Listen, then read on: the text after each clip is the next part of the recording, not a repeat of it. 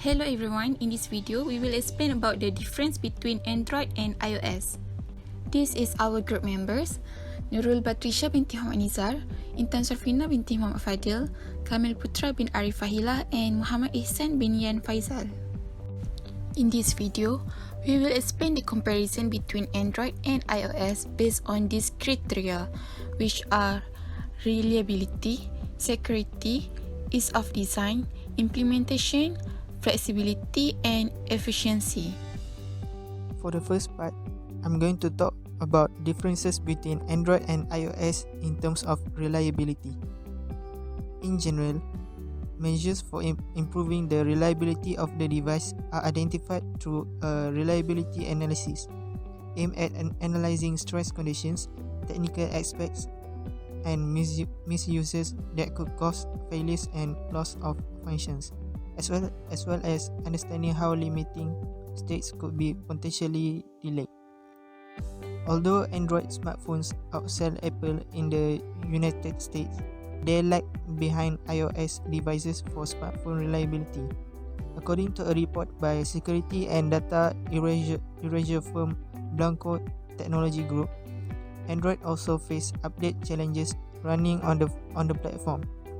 Android phones examined in the report also had a surprisingly high rate of camera problems. In the first quarter of 2017, 3% of Android devices that came through retail stores using the Blanco diagnostics platform worldwide were identified as having camera issues. 1 year later, this number has increased to nearly 14%. That is bad news for consumers who increasingly rely on their smartphone cameras to capture their daily lives through selfies, videos, and fun photography. It is also negative news for mobile processors who need to be aware that these issues are common. As for iOS, the report found that the majority of iOS devices in their mobile processing centers are running the latest operating system. Apple keeps providing updates as regularly as possible, and it phases out legacy versions so that none linger behind. Second point is, while there are many different brands of devices running Android software, Apple owns its OS. The company also found that the iPhone 6 was the least reliable of the phones still being sold by the company. For the fifth successive quarter, the Apple iPhone 6 and 6s demonstrated the highest failure rates of all iOS devices, according to the report. To meet customer expectations, these models may require additional attention before they are processed and resold. So, it can be included that when it comes to smartphone reliability, Apple, which is iOS devices, have an edge over Android systems. Hi, my name is INTAN SORFINA binti Muhammad FADHIL. In this video, I will explain about the difference between Android and iOS in security. Security on mobile operating system is very important to ensure that no user credentials are compromised, and also to make sure that sensitive data is not exposed to outsiders. Security also to make sure the virus are understood, prevented, corrected, and removed. One of the security mechanism is memory randomization. Memory randomization is a technique in which a device memory application, shared library, and other files are stored in random order. This is implemented to avoid malicious code or a virus from assaulting the data of the operating system. This is the difference between Android and iOS in memory randomization. In Android, memory randomization is fully implemented in the Jelly Bean iteration, which is in 9 June 2012, while in iOS, memory randomization has been used since iOS 4.3, which is in March 2011. iOS also included more secure technologies such as code signing, which is the new third-party apps must be evaluated and signed using an Apple-issued certificate. My name is NURUL BATRISYIA binti Muhammad NIZAR, and I am going to explain part 3, which is the ease of design, for iOS versus Android. First, we look at the navigation. There are 4 parts for navigation. Number 1 is top of the screen navigation.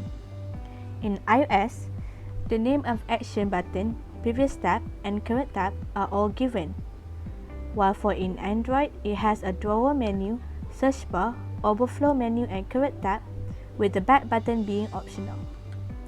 Number 2, we have primary navigation. The iOS has 2 to 5 icons that is arranged horizontally at the bottom of the screen. For Android, they have the navigation destination spread across the entire interface, just like in this picture. Moving on to the secondary navigation. In iOS, the secondary navigation is found under the More tab in the global navigation, while for Android, they can be accessed by pressing the 3-line menu icon or hamburger menu in the top left corner of the screen. And the last navigation is back navigation.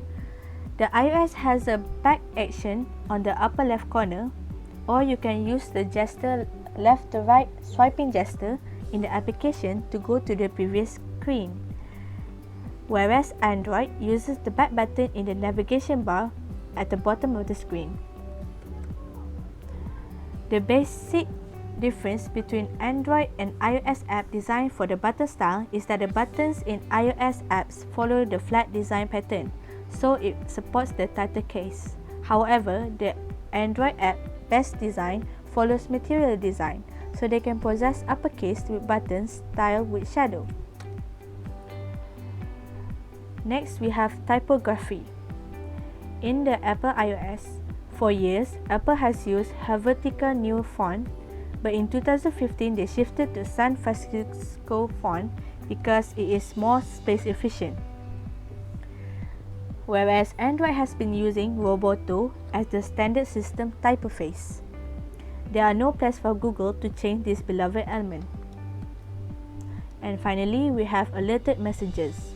For iOS alerts, the actions are separated by dividers to show the button separation, whereas Android alerts employ the flat button style. The buttons are entirely text-based, which is in all caps. That's all from me. Moving on to implementation. Hi, my name is PUTERA bin FAHILLAH, and I'm going to talk about the difference between Android and iOS in terms of implementation. So, the most noticeable distinction between Android and iOS is Android's openness in comparison to iOS. The former is a free and open source operating system. It involves gaining access to hardware, file systems, and functions that are now off-limit in iOS. In terms of customization, Android is also more user-friendly. While it is better to have our app running on both iOS and Android, it is wise to just focus on one platform first. Most developers prefer to start by developing an app for one platform and then launching it on the other counterpart later, once the initial version of the app is established and viable. Making an app for iOS is cheaper and faster. Android apps are often created in Java, a language that requires more code writing than Swift, which is Apple's official programming language. Because of Apple's closed and preservative ecosystem, we will only create a limited number of standardized devices for iOS, which makes it less hassle and fewer bugs encountered to begin with. And then Android is currently the more accessible platform, despite the fact that the review process takes longer in 2022 than it did a few years ago. Google Play still accepts vast majority of apps submitted to them. If we follow all of the company's policy standards and regulations, our application will almost certainly be accepted. Unlike the Apple App Store, they are more selective due to their preserved ecosystem, and Apple has more quality control and stricter policy. Even if the review process is currently taking a shorter amount of time than its counterpart, the risk of rejection is higher with Apple In addition, unlike the yearly $99 fee cost, Google simply requires developers to pay a $25 one-time fee to begin publishing their apps on the Play Store. That's all from me. Thank you. Next, I'm going to explain about differences in terms of flexibility for these two platforms. Android has long been renowned as a very adaptable, flexible operating system that provides users a lot of control over how things are set up, while iOS provides less to none flexibility for its users. Android's versatility extends much beyond the ability to choose which apps you use to open a URL in. On some Android tablets with x86 based chipsets, for example, it is possible to emulate Windows apps. Thanks to the introduction of USB Type-C port and keyboard integration, newer Android devices can also replicate the functionality of a laptop, and thus removing the need for a physical laptop. So desktop applications such as Microsoft Office, Exchange and Excel have integrated support for Android versions. With its open source software, Android grants developers a low barrier and freedom to develop their apps. Developers can make use of diverse crowdsourcing frameworks and plugins and mess around with the designs and functionality, which gives the platform a slight advantage compared to its counterpart. As for iOS, during its launch in 2007, iOS was a very restricted platform, allowing only one app to be displayed at a time and imposing strict limits on background activity.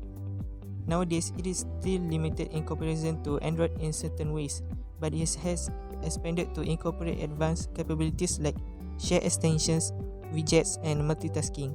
Additionally, despite the fact that there are frameworks in iOS that you could make use of to facilitate the development process, a lot of them are licensed and may bump up the cost of developing an app. Compared to Android, one of the main advantages of iOS is its stability and seamless user experience.